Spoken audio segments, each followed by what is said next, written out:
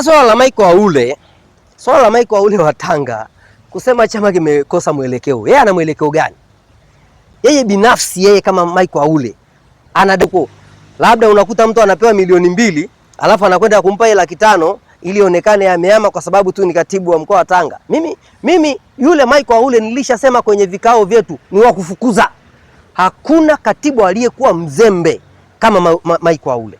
Ni mtu ambaye unakwenda kwenye vikao vyetu vya chama, tunakutana vya kanda ya kaskazini, chai ya 500 tunamchangia bila hana nauli ya kutoka Tanga kuja Arusha. Sasa wewe hiki chama cha upinzani kinachokimbizwa namna hii ambacho kinatetea watu anaweza? Michael Aule anafika, mwanaume mzima unafika Arusha kwenye kikao unasema nilipiwe malazi. Alafu unajiita katibu wa mkoa, ulipiwe malazi. Wewe umekuwa chama tawala, kama ni chama tawala. Wewe hicho chama unakipendaje? Yeye mwenyewe ana uelekeo gani? Anakaa analalamika, familia yangu ina njaa. Hana shamba huko Tanga. Hawezi kufungua kibanda cha matunda. Ina maana yeye anavyosema chama yeye mwenyewe amekosa uelekeo na familia yake. Na ndio maana ananunulika kama chapati na maandazi. Na tunashukuru Mungu, ni kati ya mzigo uliotoka kaskazini ni Michael Aule. Bora chama kikose katibu kuliko kuwa na mtu kama Michael Aule. Mimi mwenyewe alivyoondoka niliandika na nikaweka comment kwamba tunashukuru mzigo umepungua. Sisi ni watu tunaoheshimu katiba ya chama, kwa sababu katiba yetu inasema ukishachaguliwa, na ifahamike kwamba katibu wa mkoa anapigiwa kura, sio kama Ndonde. Ndonde ameletwa na mtu mmoja tu kwa heshima sana, alimuonea huruma, amekaa sana mtaani. Katibu wetu wa mkoa kwa mujibu wa katiba yetu ya chama anachaguliwa na wajumbe na wajumbe wa mkoa ambao vinaitwa vikao vya mashaurizano vya mikoa, ndivyo vinavyomchagua mwenyekiti na katibu.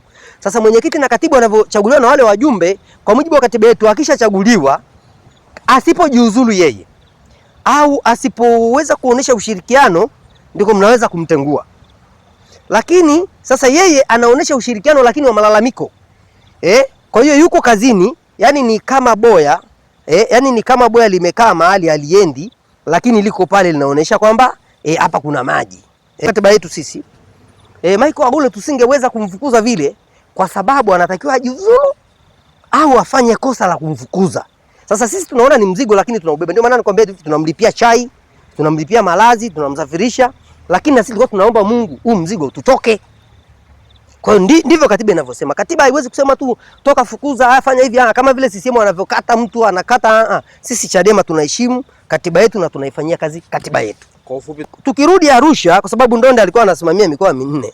Kamanda, Arusha tukipiga filimbi leo, tukapiga filimbi leo kwamba tuna mkutano kule Ngabobo mbali sana, au tuna mkutano Ngarenanyuki mbali sana, au kule Mbuguni, alafu ule mkutano sisi anakwenda kuhutubia Mungure mwenyekiti wa mkoa, tukapitisha tu PA moja, alafu wakapitisha PA kwamba kuna waziri anakuja. Achana tu na mbunge, kwa maana sisi huko kwetu mbunge asipokwenda msibani na huko msibani azomewe.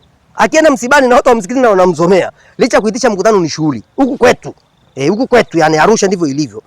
Yani alafu ikatokea huyo waziri akaja, sijui na watu gani na mkuu wa wilaya wakaenda. Wasipoenda walimu, wakaenda na wanafunzi, wakaenda na wafanyakazi. Mimi Mungure nikaitisha mkutano wa Chadema pale Mbuguni au kule mwisho Kabobo kule.